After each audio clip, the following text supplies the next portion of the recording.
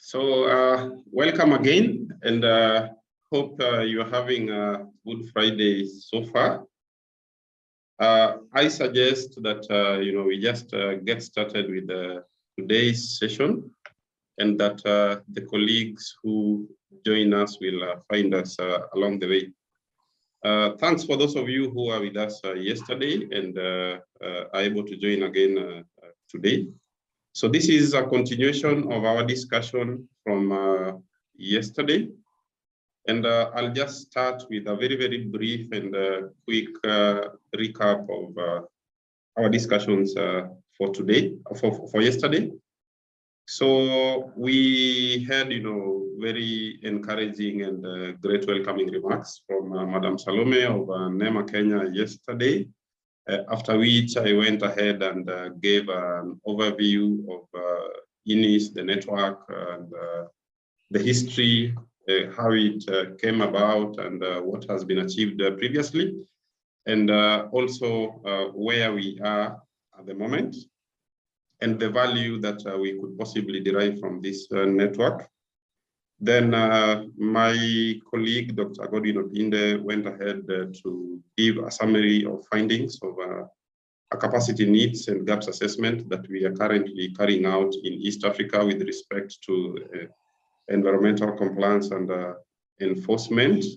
And then, we had a very healthy and, fruitful discussion around this from all the participants.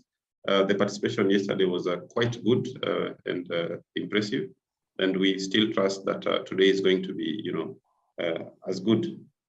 So today, as I said yesterday, is the day where we now go ahead to discuss, the way forward for the network. And today, I'm hoping that, we can take the shortest time possible. Being a Friday, of course, we want to release it to other business, but we think it's important that we agree as East Africa where we want to take the network and how we are going to be doing that. We have apologies from Gabriel of the Burundi Office of Pollution Control. He's not able to be with us this afternoon. He just had some emergency to attend to. Same case with REMA in Rwanda, but they are fully with us in this process of revamping the East Africa network for environmental compliance and enforcement. But nevertheless, we are going to have to begin with a panel discussion, which will essentially be focusing on the value of networking for implementation and enforcement of environmental law in Africa. For this afternoon's panel, we expect NEMA Kenya, Madam Salome is here already. NEMA Uganda, Waiswa Yazikano is here. And we also are expecting Engineer Redemptor Samuel of NEMC Tanzania, who I believe will be joining shortly. But for the sake of time, I think that we may just need to get started, and then we can have the rest join as we proceed. So I just want to confirm that we have so far some panelists in the house. Madam Salome, are you there? Yes, I am there. Yes, I am. Thank you very much. Waiswa, there? Yes, I'm there, but as I told you that at 3, I'm leaving for another meeting. Yes, so we will try to cover some ground before you leave, and therefore I will go ahead, straight ahead, and start with you. So please feel free to turn on your camera if you can, both of you. So the first question, of course, goes to both of you, but you can go first, Waiswa. So our first question today is, what value does EANECE or can EANECE add to the work of the respective environmental protection agencies in East Africa? So that's the first question. Thank you. Go ahead, Waiswa. Thank you,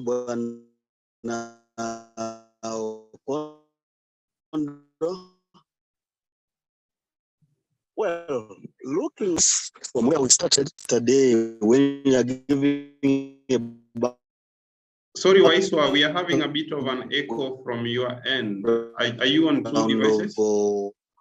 It's very clear. I'm on a phone. Yes, I'm on one device. I'm on one device.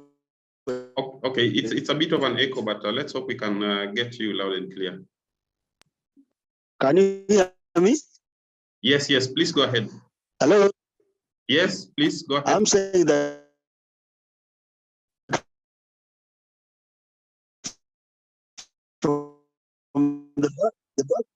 from the background you gave yesterday, it's very clear. Through EANECE, you are able to mobilize funding for capacity building. That whereas the individual countries have their own budgets, they have got their own partners, but EANECE as a network was able also to bring in other partners like the US Environmental Protection Agency and others who provided the training that we as individual respective environmental protection agencies were not providing. So EANECE, especially on issues of compliance and enforcement, EANECE was able to mobilize that. Like we said, through EANECE, we were able to come up with a common and harmonized manual for investigation and inspections. EANECE was able to, through EANECE, we were able to network and share information and experiences because each country has got their own unique circumstances, but EANECE enabled us to be able to share that. Okay, so we wouldn't have done that as each individual country, but through EANECE, we're able to share knowledge, experiences of each individual country, but also a network of professionals. So I think EANECE can add a lot to the work of the respective agencies, but also EANECE through the CEO fora, because there was no other fora that could bring together CEOs of the respective environmental protection agencies. I'm sure they could easily meet in some meetings of East African community or when they go for climate change and all that. But EANECE was able to bring together these CEOs and for them to be able also to start collaboration. So those are my initial thoughts. Thank you. Thank you very much, Waiswa. Same question to you, Madam Salome. What value do you think the network adds or could add to the work that NEMA does? Thank you, Mr. Opondo. And I think in addition to what Mr. Waiswa has put, I want to also emphasize on lessons learned, sharing experience. And also within is, we were able to get capacity building into our day-to-day compliance and enforcement work. And for us, we have institutionalized some of those ideas we learned. Like I remember as Mr. Orina said yesterday, one of the issues we learned in the network was on the principles of compliance and enforcement. And we were able to institutionalize it in our work plans so that all the inspectors actually undergo the compliance and principles of compliance and enforcement. And there is consistency. Once you go through those kind of courses, or some of the experience we got, or some of the capacity that was built, we are able to institutionalize some of those very important principles. And so I want to agree that value addition through the network on capacity building issues, and also as the way we deal with enforcement and compliance in a professional manner. A network of professionals, a network for the people we regulate, and so it will also help us to be understood, our standards that we set as regulators to be understood by the private sector, And so it will be easy for us to even enforce, because the people we regulate, they will have known, they'll be part of this network, and they'll understand some of the standards that we have put in place, how they'll also benefit by being compliant to those standards. The other thing is also we've also created a forum that we can, I can pick a call. I know quite a number of times we talk with Waiswa, there is something that may be disturbing him, and how are you doing it in Kenya? And even establishing those exchange programs. So the network also opens a forum where we can have an exchange program. I know we didn't do so well, but we would have liked to visit how is Uganda or Tanzania or the other party states doing their work. We could have joint inspections, joint program.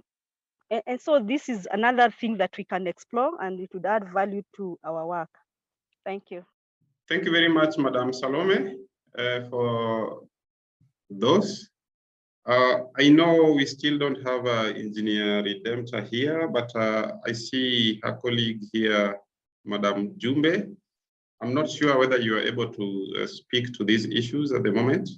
If so, please, I would like you to also just make a contribution of this. Madam Jumbe, are you able to follow? Okay, we will pass that for a moment and then go to the next question, which is very closely related to the first one. And the question to the panelists is, how can we work through the network, that is EANECE, to enhance regional engagement for shared environmental issues? So this time around, Salome, you go first, then Waiswa comes in. I would imagine that with the highlights we got yesterday on the challenges that we face and the gaps that were identified, one of the things that we can do in the network is to maybe have exchange programs. And then we also look at the challenges and see how the other countries are handling them. And maybe, again, I go back to lessons learned so that we don't reinvent the wheel. For now, I think those are some of the things I would, and also setting up harmonized standards as a region so that we are able to be guided in a consistent manner. So I see an exchange programs, some study tours, some harmonized guidelines and standards in the region. Thank you. Thank you, Madam Salome. Waiswa, same question to you again. How can we work to enhance regional engagement for shared environmental issues? I want to agree with what Salome has said, that really study tours, exchanges are very, very important. I'll tell you that NEMA Uganda has benefited a lot from visiting NEMA Kenya.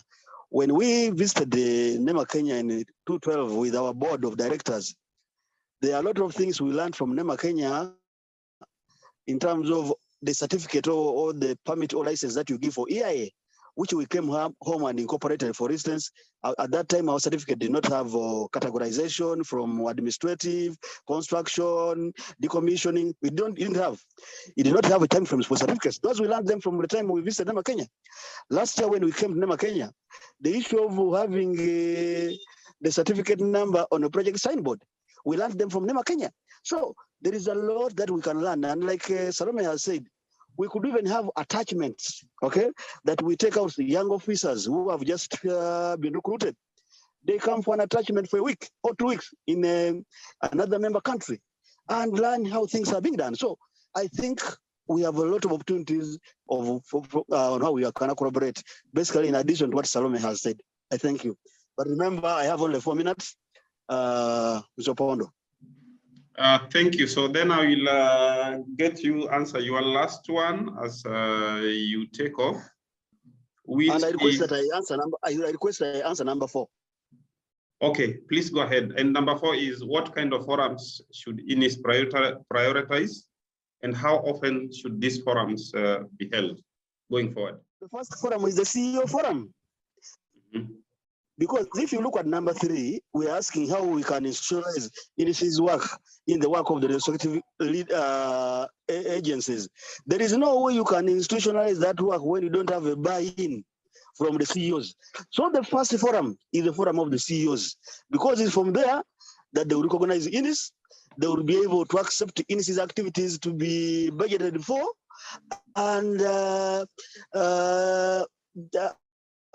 money set aside, and even be able to allow staff to be in its programs inside or outside the country. So the first one is the forum of the CEOs. That's what I would think so.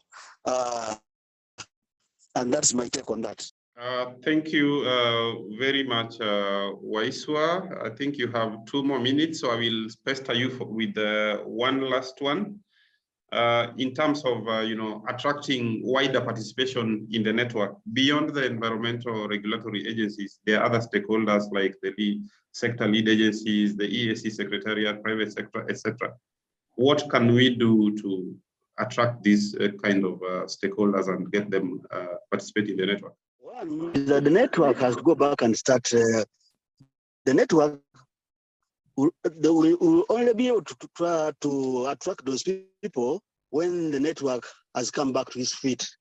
So there is a lot that we need to do to mobilize funding, visibility of the network. We have to engage in a number of activities where people have to see that actually the network is relevant, is active. So we have to start funding.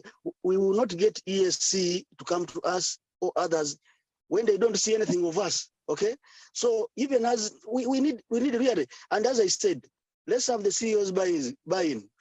When the CEOs buy in, even in other forums where they are, they may, because they've got a better strategic engagement, they can also talk about a network that exists in the region for which other stakeholders can engage in. So EANECE needs to be stand out to be seen moving before we can attract where we are, because who knows us other than the few of us who are here now?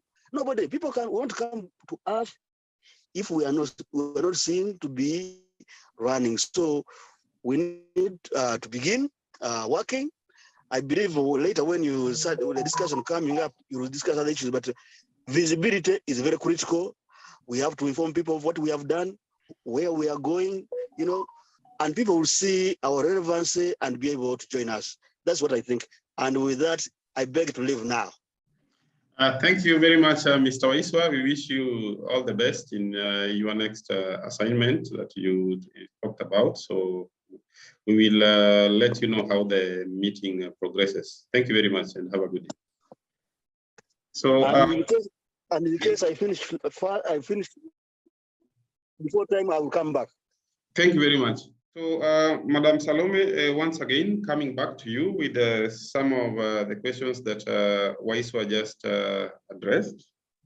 And the first one is, for example, how can we embed or institutionalize EANECE within the priority activities and plans of the respective environmental agencies in East Africa? How do we make it part and parcel of the day-to-day work of agencies like NEMA? Okay, thank you, Mr. Pondo. I've just been thinking that our laws, our MCAs, our environmental laws have been implemented for long. I was wondering whether, as we review, I know we are reviewing our law, and I've been wondering since yesterday, can we maybe make provisions in the law that there will be some network in the region? It may be voluntary, but can it be institutionalized in our law? Can we make provisions? Maybe I'm just throwing a question back to the participants. The other thing is that we need to maybe have a strategic plan for the network, so that within this strategic plan, the various regulators can, or various agencies can then get some of the activities to be part of their day-to-day work plans. I've just shared that we institutionalize some of the activities within our work plans, like the training of the principles of compliance and enforcement, issues of safety as the inspectors undertake their job.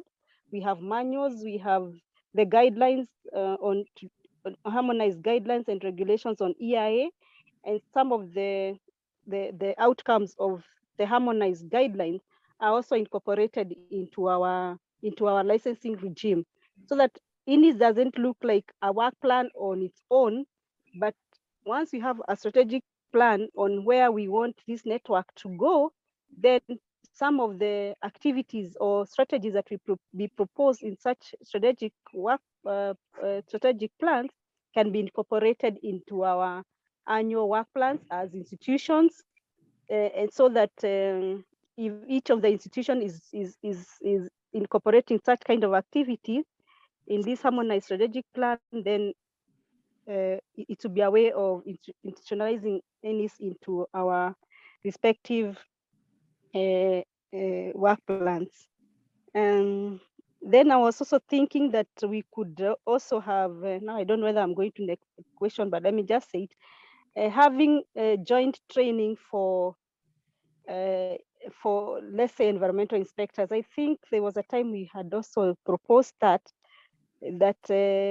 our inspectors can be jointly be trained, or we have a trained, harmonized, or a common training module for our environmental inspectors. So again, it's for consistency and harmony as we enforce the law. I think, Mr. Opondo, those are my thoughts for the third question. And just as a follow-up, Mr. Waiswa did talk about, for example, the CEOs forum, the kind that we used to hold. I think the last one was in the year 2015 in Naivasha.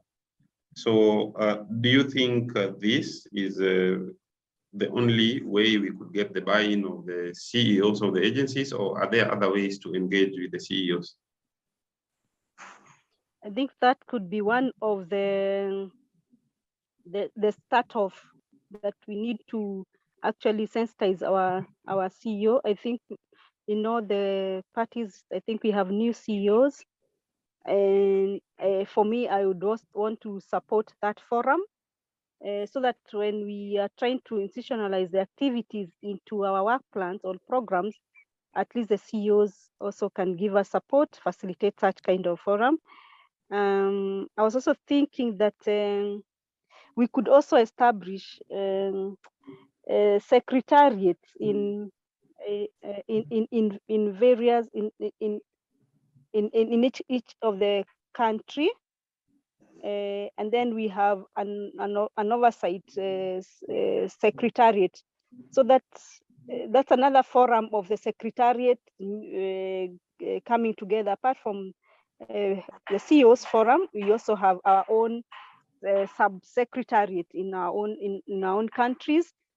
Then a bigger secretariat, I don't know what it's called, a bigger one, a sub-secretariat and a secretariat for the region.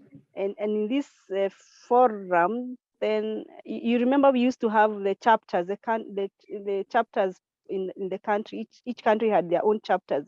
So within these chapters, we have the secretariat.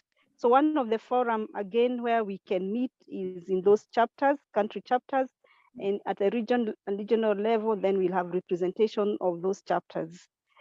And this way, maybe we'll even be able to attract more members into our network. They will be, sometimes they don't know what is the entry point. So if we enhanced and encouraged or made strategies on how to start our own chapters, our own secretariats, then we might be able to encourage more members to join the network. That's all for now. Thank you. Thank you very much, Madam Salome. My last one for you before I open it up to the floor for additional input and any questions is with respect to some of the activities that we have engaged in prior to this particular meeting. Some of the capacity building webinars that We did, for example, around the issues of air pollution, around the issues of plastics and extended producer responsibility, as well as biodiversity and ecosystems. Are these, do you think these are helpful? And if so, how frequent should this be? The online capacity building forums. So we have, in the past couple of months, held various online capacity building webinars. There was one on air pollution, there was one on plastics and extended producer responsibility, and then there was one on biodiversity and ecosystems. And there was very good participation in all of them. But the question is, how often do you think, we as a network should organize this kind of forums? Thank you, Mr. Opondo. And I think I want to agree is one of the best way to reach each other and to have topical discussions. And how often we should have this, I would imagine we would still have to have a topic to discuss. And just from the top of my head, I could say, if we can even have a monthly webinar to discuss a certain topic, like the ones you just highlighted, maybe it's an emerging issue within the region. And we can say in this month, we might start talking about e-waste and its management within the region. Maybe another month we can talk about something else.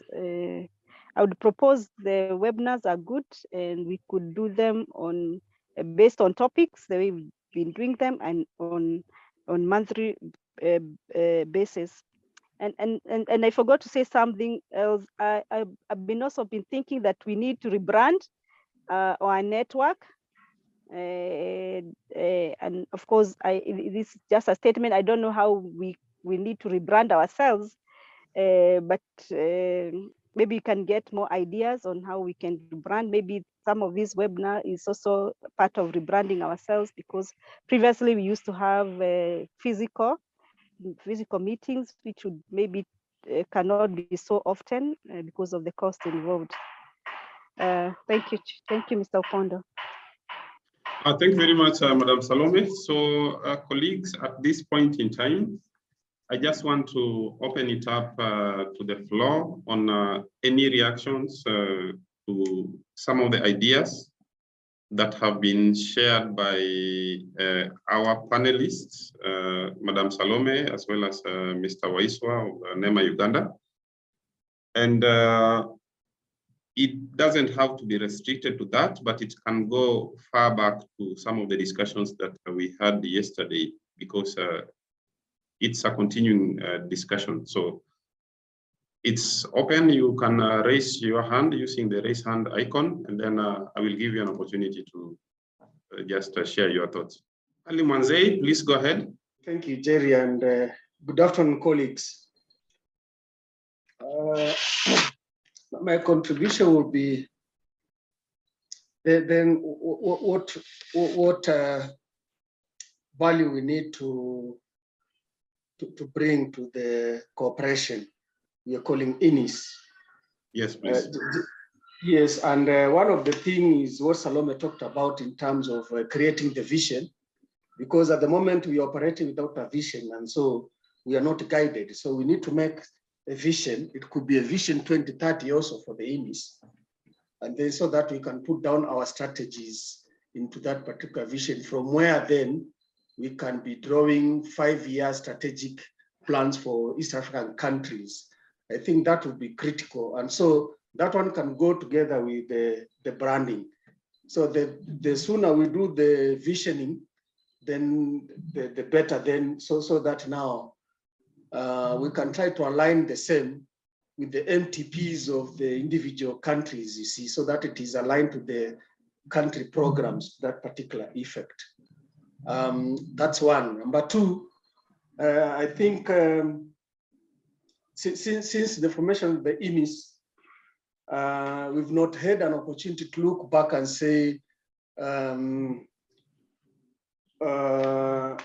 what was our strength when we formed the the EANECE, and what is this that we did so right, and what is this that we did do it very well, so that out of that particular gap analysis, for example, we could design a program and take advantage of funding opportunities. For example, now I'm informed we have the G8, which is going to be passed in June.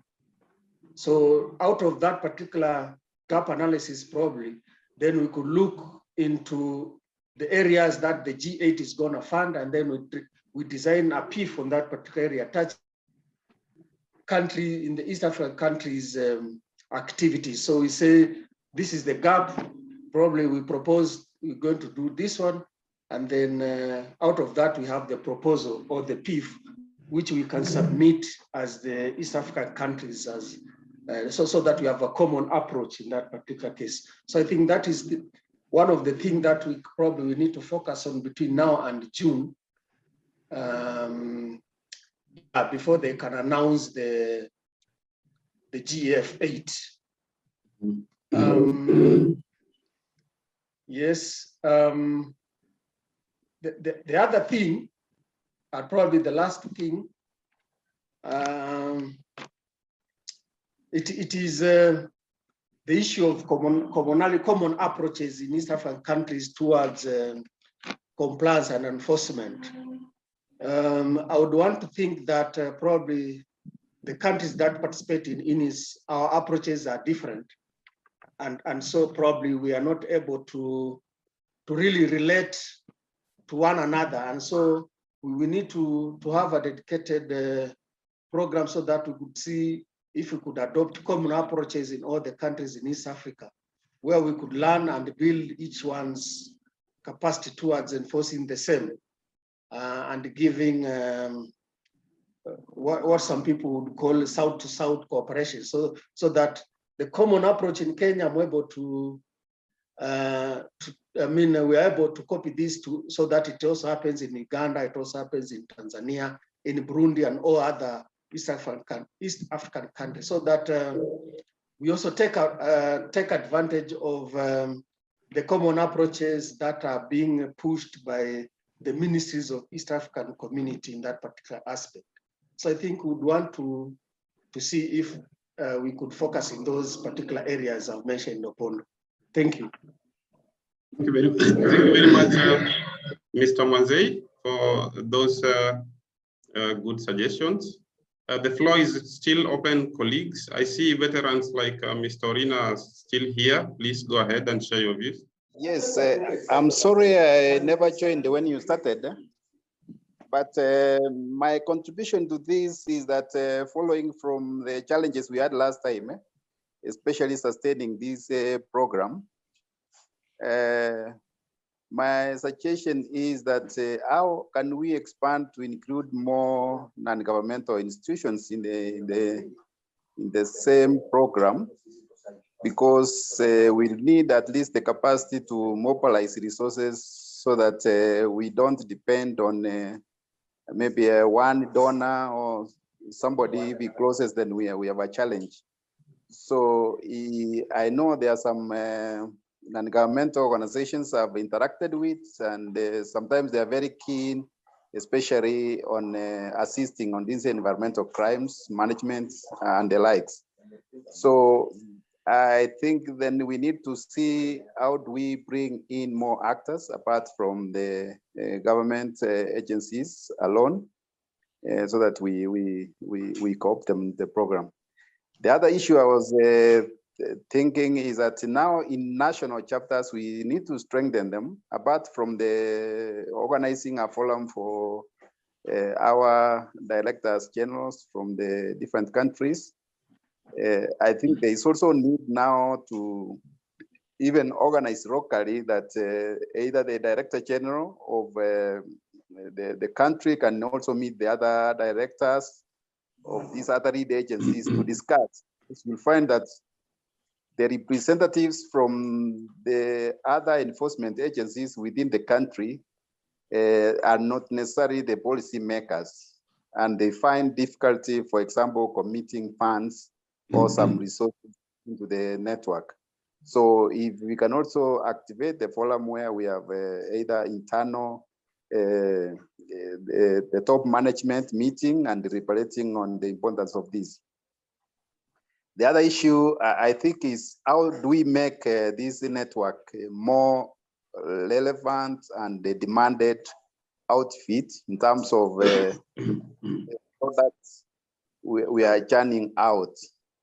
And one of the areas I thought is that I remember Waiswa used to talk about it, some kind of introducing some research network, some research items, like the one I remember yesterday, Dr. Pide presented something. So if we can do some kind of research on a topical issue that is a challenge in the region, then the product from that can make our network also relevant to the policymakers. We can advise on that. So through those initiatives, then we'll make ourselves active and relevant, especially to the regions. And then coming to the no formal institutions like EAC, so the network needs to see how do we plug in. I've attended some of these COPs. You find some of these informal networks or NGOs are very strong in terms of how they articulate some issues. So how can then the also network probably provide some useful inputs in some of these EAC meetings, either as side events, so that we can also make ourselves more conspicuous and visible, especially to the policymakers. So my take is that as the strategic plan we want to make, let's look at areas that can sustain activities, including the trainings. I said yesterday that there are some trainings we have incorporated within, especially our work plans. And it will be very interesting, for example, to get somebody from Uganda joining us in one of the principals course and train or be a facilitator, because the case studies or the sharing of information will enrich that course. So I think even if maybe resources are not enough to have as many, but when we are calling such a courses, maybe we can see how do we sponsor some facilitators from different countries to come and enrich the examples we give in such a kind of course. So I think with that, we'll find ourselves active and ready to add more value to the network. Thank you. Thank you very much, Mr. Rina. Mr. Amin Jaffa had a hand on at some point. It's not Amin, actually, my name is Manchal Heche. I'm only using the computer of Mr. Amin. Okay, go ahead, Mr. Heche.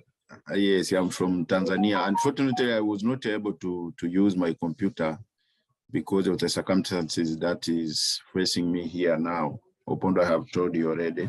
Yes, please.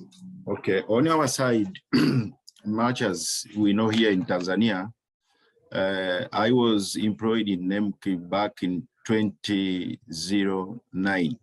And immediately in 2010, EANECE started. So that simply means we know it for so many years, and I have been involving with you guys for all matters pertaining to environmental enforcement and compliance. For that matter, what we need to do is actually to make it regular and a common sharing of informations, because we know some of these environmental issues are transboundary. There are rivers crossing Tanzania, crossing Uganda, Rwanda, and regional rivers that goes in all these countries. For that matter, we can share information, which we normally share, and make this meeting more realistic. Another issue that I think we can be working on is to incorporate and to make it a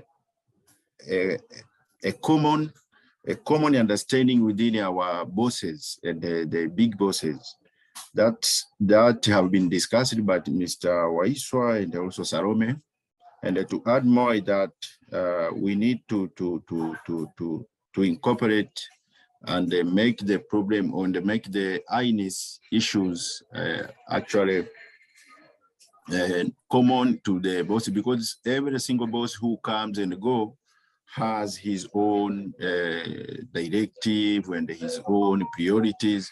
So knowing and understanding about EANECE is also need to be understanding, and also we need to revisit every now and then so that it can be continuous.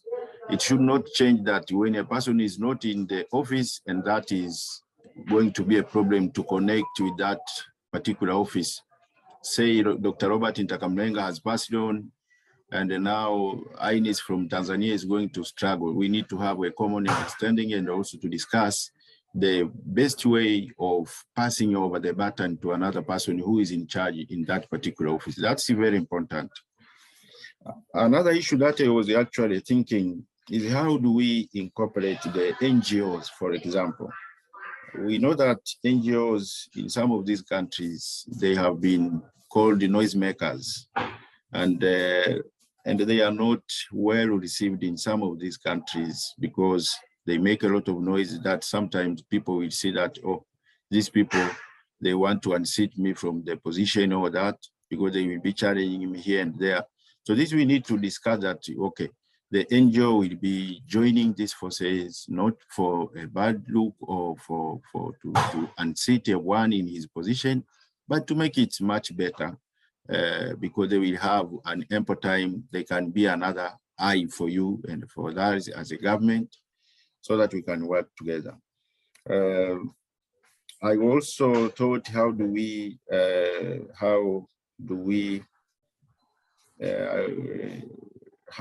make it?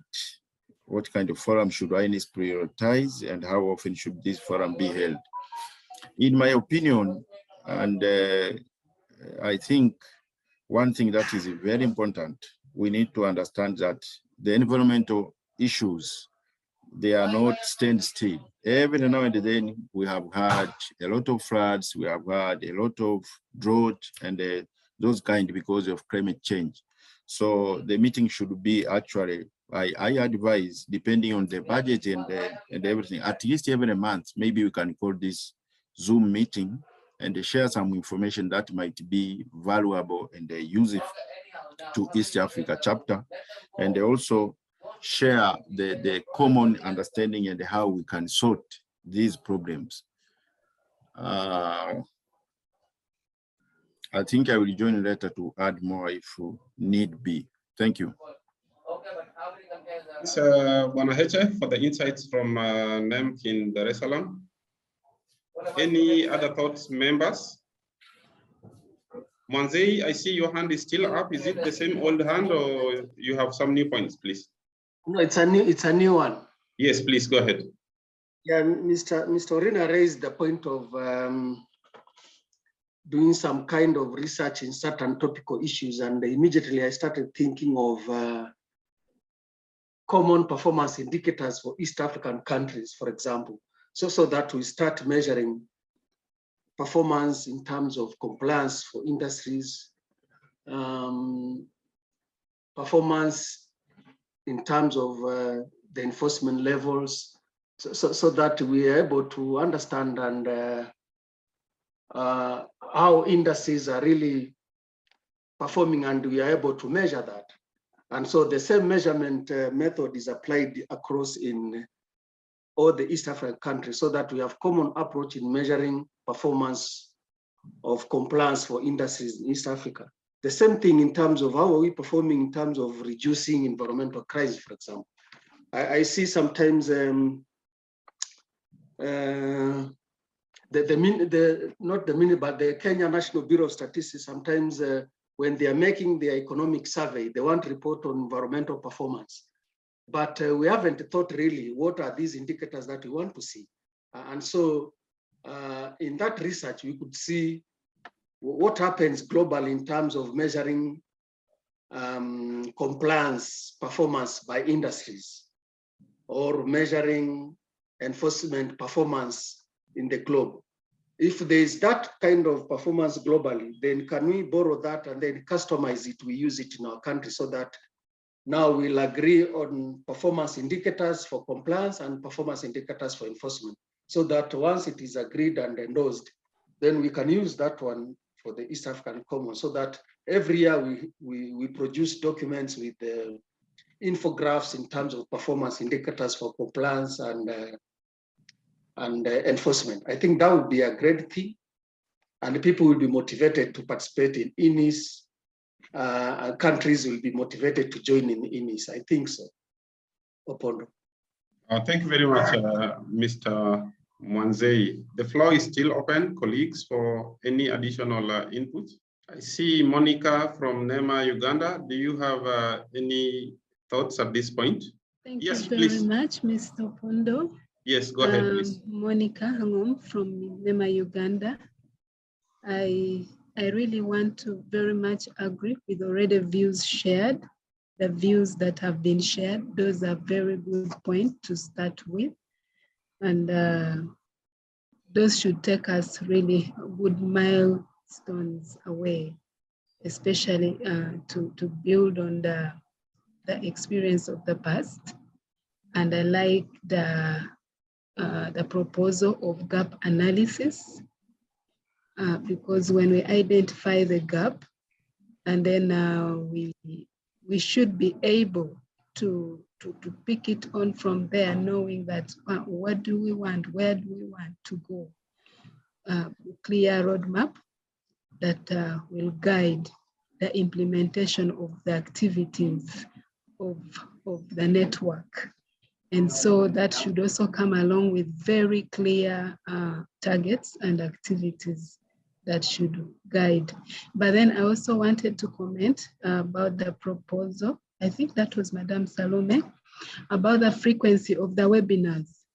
Yes, the webinars are a very good platform currently. I know a lot of other work is ongoing in other networks, which if we brought those networks into the collaboration with this very network, it will enrich this particular network and its output. But if we talk of monthly, that seems a little too soon, too frequent, in my view, because people are quite busy, and now most of the activities are actually online. I know there are EAC reviews, standard reviews, which are also conducted online. So we will then crowd too much work within monthly schedules. I would propose quarterly. That would really bring a better, it will not become too monotonous. It will help us to streamline clearly what we want to communicate, what we want to bring on discussion. Thank you, Mr. Opondo. I do submit. Thank you very much, Monica, for that. So, colleagues, if there are no other interventions at this point, all those thoughts and recommendations are taken. They'll form part of the report of this meeting, and we will be working together to see how we take those forward. So allow me to take you to perhaps the next brief but very important business, which will then, lead us to closure. So I will be sharing my screen just to share with you. So the next session is basically about a proposal and formation of an interim executive committee or governance framework for the network. And I'll just share one slide or two or three from the slides that I presented yesterday, just to remind us, and then we can have this discussion. Thank you very much. So as I presented yesterday, in terms of the governance framework for EANECE, in the year 2010, when we formed the network, we had 3 levels of governance. At the topmost, at regional level, we had what we called an executive committee, which was in charge of the overall strategic direction of the network. And the people who sat in this particular committee were essentially the directors in charge of environmental compliance and enforcement in the respective environmental protection agencies, the NEMAs and NEMs of the region.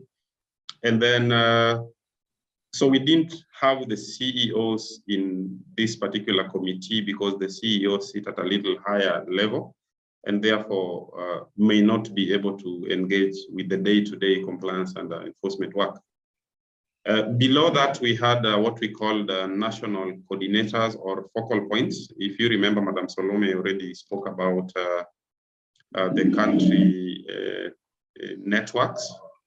And yesterday, when I presented, I informed you that we had set up one in Kenya in 2010, another one in Tanzania in 2010, and in 2011, we set up the Uganda one under the leadership of NEMA in Uganda, NEMA in Kenya, and NEMC in Tanzania. Unfortunately, by the time that we got into some headwinds around the network, we had not yet established the country chapters in Burundi and Rwanda. And then below that, we have a secretariat, which at the time of establishment was housed within NEMA Kenya. And I happened to be the initial coordinator of the network at that point, working out of NEMA. Currently, as I told you yesterday, we are offering, as the Environmental Compliance Institute, pro bono secretariat services for the network, basically leading the effort to revive and revamp it, and then hopefully at the opportune time, turn it back or over to either NEMA or NEMC in Tanzania or wherever you will decide that you want this secretariat to be housed. And so the activity that I'm proposing now is basically to have some proposals on how we should go about forming the executive committee, the national coordinators, and the secretariat. And I'm happy that for Kenya, for example, the coordinator of the national network or chapter, at the time that we established, was Mr. Robert Orina, and he's still here, so he can speak to some of these issues as well. When we started off, for the executive committee, we had, of course, the committee needs to have a chair that then helps to steer some of the matters. Our founding chair was Mr. Benjamin Langwen, formerly of NEMA Kenya.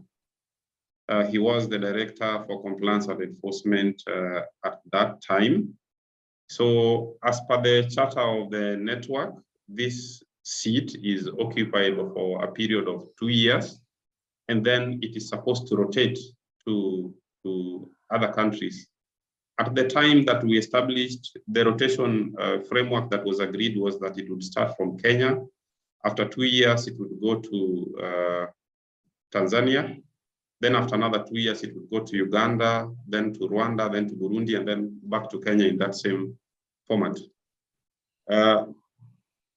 However, Mr. Langwen actually did, I think, more than 2 years. He did 3 years. Then he was able to turn it over to Mr. Dr. Robert Ntakamulenga of NEMC. The late, may God rest his soul in peace, as I always say. So Dr. Robert then steered the network until his passing on. I want to believe this must have been around the year 2015. And as per the rotational agreement, so by the time Dr. Robert passed on, the network was already facing funding challenges and all that. So after he passed on, we were not able to continue with network activities, and we were not able to pass on the mantle to Uganda. But naturally, after Dr. Robert, it was supposed to be Uganda taking over the leadership of the network. So naturally, that should have gone to Mr. Waiswa, who was here with us earlier. So he is among the founding members of the executive committee. He is, I would say, the only surviving one so far. So that's just a background. But therefore, I'll just put it to the floor to have a quick discussion around this, whether you think we can still propose that the current directors in charge of environmental compliance and enforcement in the respective agencies be proposed as the executive committee going forward.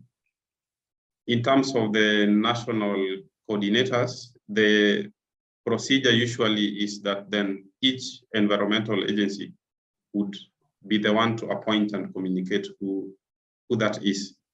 But then, we are happy if people can also volunteer for their respective organizations, because what we are forming is on interim basis as we look forward, to having in-person meetings where we can have a discussion about these issues more in detail. The Secretariat is currently hosted by ECI, and we would be happy, to continue, mobilizing and convening if you grant us that mandate. Otherwise, we are also happy if you have other suggestions around that. So then allow me first then to go back to the executive committee and then just hear your thoughts about that. So I'll stop sharing and then, just hear thoughts from colleagues.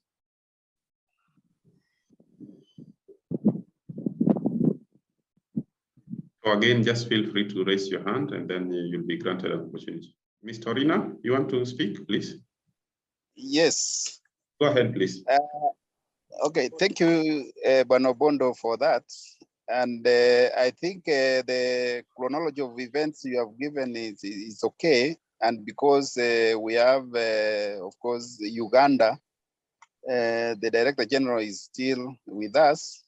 I think in terms of rotational, it can go to Uganda as a plan. But then again, we need now the new directors, because like Kenya, we have the Director Compliance and Enforcement, who is and is conversant with this particular network. So we still will do with him to be in the national steering. Madam Selala, if you can kindly mute yourself. Okay, I've just done that. Go ahead, Ms. Torina. Okay, thank you.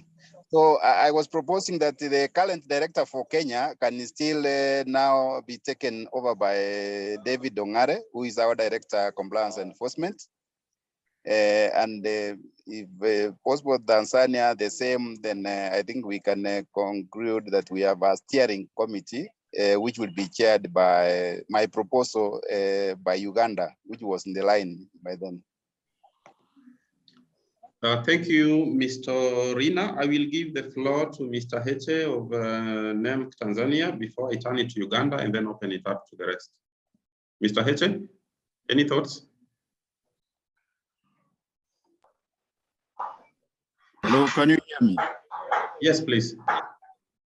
Yes, as I said, we here in Tanzania, we have already discussed this, and a few minutes ago, I discussed it with the director, Redemptor, and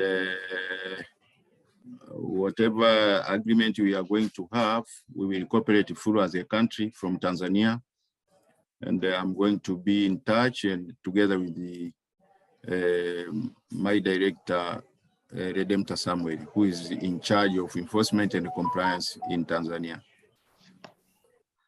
So could we take that to mean that Madam Redemptor is willing to be part of this committee? Yes, of course. Thank you very much. For Uganda, just as we were starting the meeting, I had a chat with Waiswa, and as you know, the leading veteran of this, you know, he is very open to that and to steering the committee as we reconvene. But then, I mean, let's give it to Monica to just also share some thoughts. Thank you very much, Mr. Pondo and colleagues on the call. I really want to very much agree with you, Mr. Waiswa, based on the fact that he's been there from the genesis, and he's also strategically positioned in NEMA Uganda. He's heading the compliance, environmental compliance directorate. So with his consent, I personally want to confirm that he is still the right person to stand in there. And if you've had engagement with him, for me, I wouldn't have any reservations. Regarding the other partner states, I wouldn't have any comment because I am fairly, I must say this is my first time to engage on this. Thank you.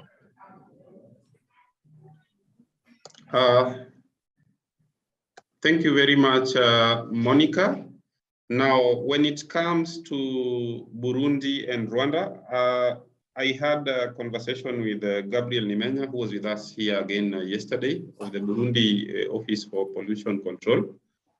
And Gabriel did confirm his willingness to be part of this initial, you know, steering committee or executive committee. And he also promised that, you know, he will work within his department to be able to appoint somebody who can then be like the coordinator of the national chapter for Burundi once we are able to work with them to set up that. For Rwanda, we are following up on that, and we'll probably, you know, get better communication from them on this particular subject. Now, the next matter, again, if I can just go ahead and share that screen, is with respect to, so before I go to the Secretariat, for Tanzania, I think the national coordinator, if I remember, at the time of Madam Ruth Lugwisha, this was yourself, Heche, and I would want to go to just hear from you whether you still want, you know, to continue as the national, whether it's been agreed from your end that, you know, you will continue as the national coordinator for Tanzania. Yes, of course, you know, I have been working in these environmental issues for so many years, and it's now becoming part and parcel of my life. And every now and then I talk and I speak about environment worldwide. So I very much welcome that opportunity, and I will accept it to serve my country and to serve this continent. Many thanks, Mr. Heche. Orina, you have been the coordinator of the Kenya chapter of the network. Is that still going to be the position, or do we expect new communication from NEMA about that? Okay, thank you, Bwana Bondo. For now, because for quite some time we have met as the national chapter. So we met once virtual, and we have many agencies. I can offer myself to coordinate until a time when we meet, maybe physically, to arrange. And if there's any person, if they can confirm my position, that's good. But if they don't, again, then we need to pick one of us to be the coordinating person in the country. But for now, I wish, as we revive the network, I offer myself to assist until the chapter is up and running. Thank you. Thank you very much, Mr. Orina. So for Uganda, I'm sorry, Mr. Ponda, I would like to support that decision that Mr. Orina continues to be our chapter coordinator. Thank you very much, Madam Salome. And we look forward to working with you around that, Pistorina. And for Uganda, we shall be reaching out to Mr. Waisua to communicate who the national coordinator of the national chapter is going to be for Uganda. Previously, it was Mr. Dick Lufafa, who is no longer with NEMA, and therefore I'm sure they will want to appoint somebody to be in this particular position. Now, the last item is with respect to the Secretariat. And as I said earlier, when we set up, it was agreed that NEMA Kenya would provide the Secretariat. And I was at that point in time, working in NEMA within a project that was supported by the Danish government. And for that reason, I was appointed as the initial coordinator of the Secretariat working out of NEMA. Due to some of the challenges that we did discuss yesterday, of course, the network didn't do very well. And also at some point, some of us had to move on to do other things. But over the last 1 year, especially, the organization that I currently run, the Environmental Compliance Institute, has worked with you colleagues to try and bring up the network back to where we were and to do the good things that we used to do. And for this reason, we have coordinated, convened, and continued to mobilize resources to be able to convene some of these activities that we do now.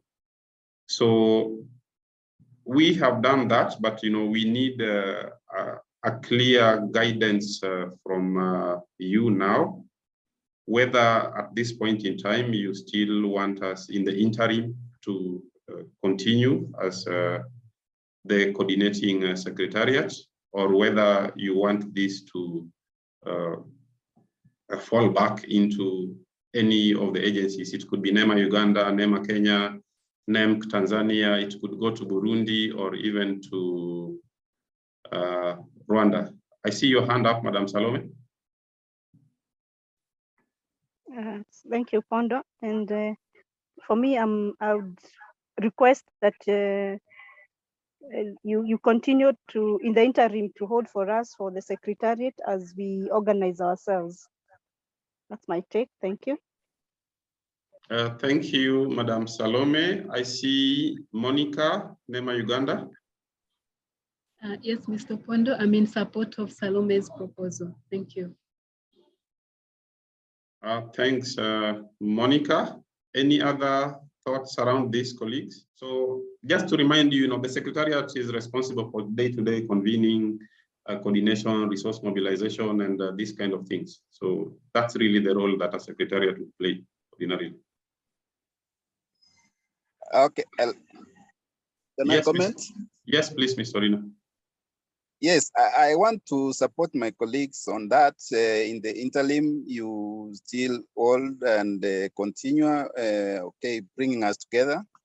And because last time, as the steering committee, I think you used to have maybe backup from some of the NEMA staff to do this work, because again, you can't do it alone.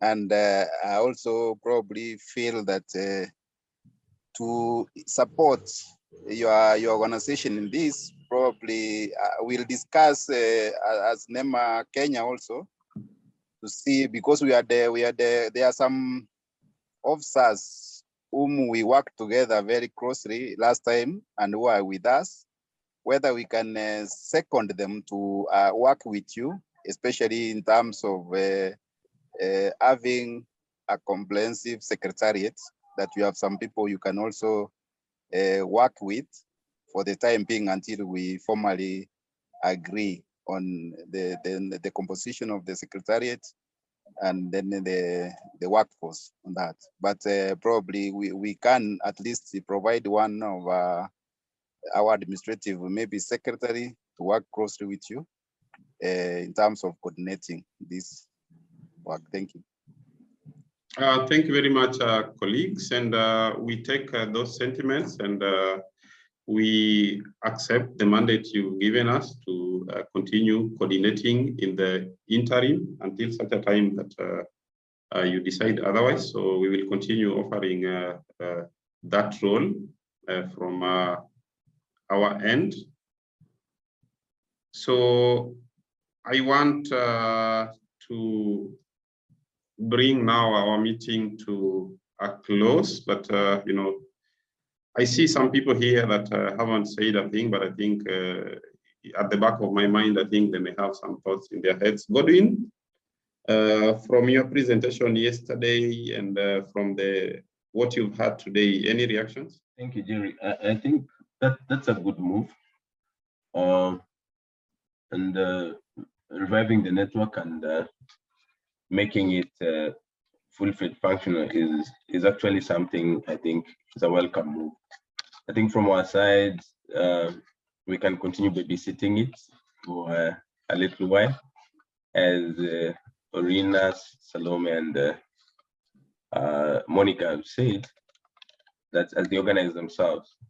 I think for me, what's most important is that that cohesiveness and the ability to be able to handle compliance and enforcement issues in a coordinated manner within the EAC from regulatory authorities. For me, I think that's actually a plus, as we did realize that when we are not coordinated, then there's a gap there in terms of compliance and enforcement. That's what I can say, Jerry, for now. Thank you. Thanks, Godwin. And with that, I think we are coming close to the end of the last day of our two-day meeting. And in terms of next steps, I just want to say that a report of this particular meeting will be developed by us together with all the recommendations that came out. And we shall be sharing these with the CEOs and the directors of compliance of the respective agencies. One other thing that we shall do within the shortest period possible is to reach out to those who have been proposed as members of the executive committee, as well as the national focal points, with a view to convening a meeting of the small team now to just determine, you know, in terms of the short term and the long term, what are some of the priority activities that we should go ahead and put together? And in terms of even resource mobilization, how do we need to go about that in terms of issues like membership and the membership structures? What do we need to do those? So we will be reaching out to you who have offered yourselves or have been proposed, so that then we can work together to steer the network forward. So with that, I want to thank you very much for your participation.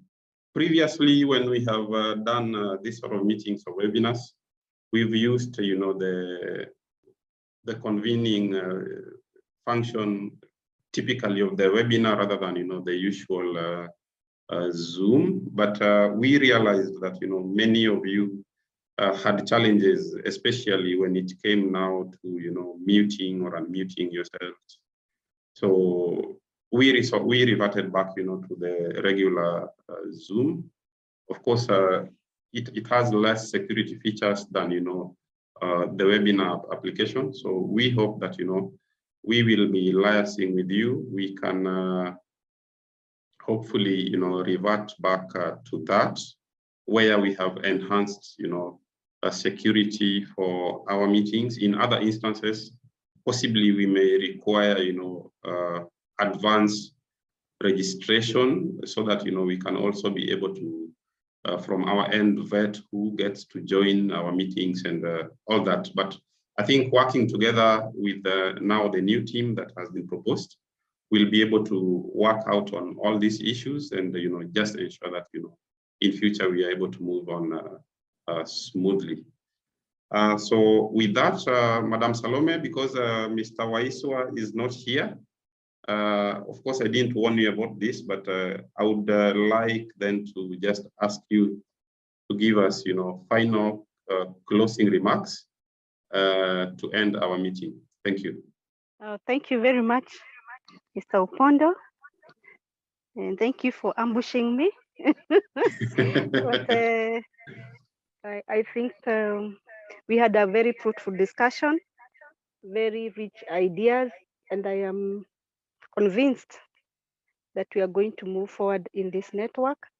And thank you very much for providing the, I don't even want to call you the secretariat, I want to call you the CEO of this, of this network, for bringing us together and even reaching out to all of us individually and collectively. And those ideas that have been put to enhance and rebrand our network are welcome, and I know you'll share the discussion. I want to appreciate all the members. It's one of the webinars that has really been participated in with quite a number of us, and I wish to thank you, all of you. Monica, it's nice to hear from you, and let's have this network goes on and we move forward. Thank you very much and have a good afternoon. Thank you all, and have a great weekend, and see you again soon.